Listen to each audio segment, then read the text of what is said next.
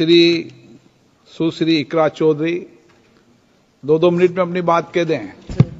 माननीय धन्यवाद अध्यक्ष जी। आज मैं 2025 के वित्त विधेयक पर अपने विचार रखने के लिए खड़ी हूँ। सरकार इस बजट को जन कल्याणकारी बता रही है, लेकिन क्या ये वास्तव में गरीबों, किसानों, श्रमिकों और मध्यम वर्ग के हितों की रक्षा करता है? क्या ये युवाओं को रोजगार देगा? क्या महंगाई में राहत देगा?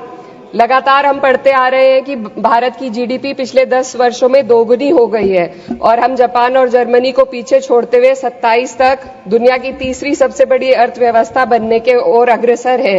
लेकिन यह उपलब्धि तब फीकी पड़ जाती है जब हम प्रति व्यक्ति जीडीपी के आंकड़ों को देखते हैं, जिसमें भारत विश्व स्तर पर 100 से अधिक देशों से पीछे है। 23-24 के लिए स्थिर कीमतों पर प्रति व्यक्ति जीडीपी केवल 1,24,600 रुपए है।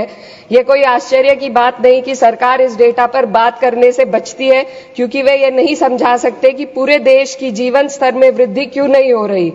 वे ये नहीं बता सकते कि देश में इतनी गहरी आय असमानता क्यों बनी हुई है और आम नागरिकों को आवश्यक सेवाओं तक पहुंचने में इतनी कठिनाइयां क्यों होती हैं।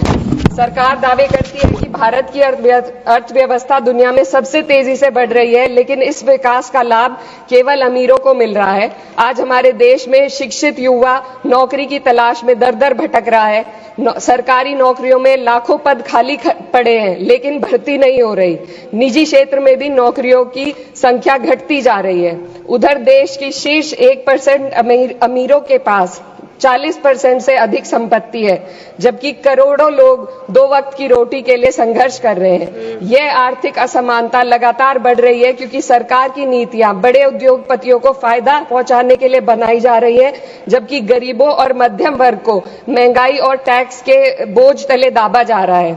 जब यह सरकार सत्ता में आई थी तब $1 लगभग 60 रुपए के बराबर था और आज 83 तक पहुंच गया है। Sir 2 minute. रुपए की इस गिरावट का सीधा असर आम जनता पर पड़ता है। इस सरकार की मौजूदा वित्तीय नीतियां पूरी तरीके से अमीरों के पक्ष में झुकी हुई है। भारत एक समाजवादी देश है जहां सरकार का कर्तव्य है कि शिक्षा, स्वास्थ्य, यातायात जैसी बुनियादी सुविधाओं का लाभ अपने नागरिकों को पहुंचाए और उन्हें समान अवसर और सुरक्षा दे। भारत के सरकारी स्कूलों और अस्पताल की हालात लगातार बद से बदतर होते जा रहे हैं। सर बस किसानों पर अपनी बात रखना चाहती हूँ। हमारा देश तब तक सशक्त नहीं हो सकता जब तक हमारे किसानों को उनका हक नहीं मिलता।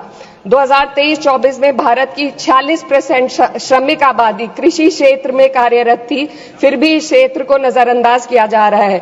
सरकार किसानों की आय दुगनी करने का वादा करती है, लेकिन असलियत यह है कि खेती की लागत बढ़ रही है, जबकि किसानों की आमदनी स्थिर बनी हुई है। ट्रैक्टर और हार्वेस्टिंग मशीनों पर 12% जीएसटी में सर 1 मिनट सर, किसानों का मुद्दा है, बस 1 मिनट सर, खत्म कर लें। हार्वेस्टिंग मशीनों पर 12% जीएसटी से किसानों को परेशानी और बढ़ रही है।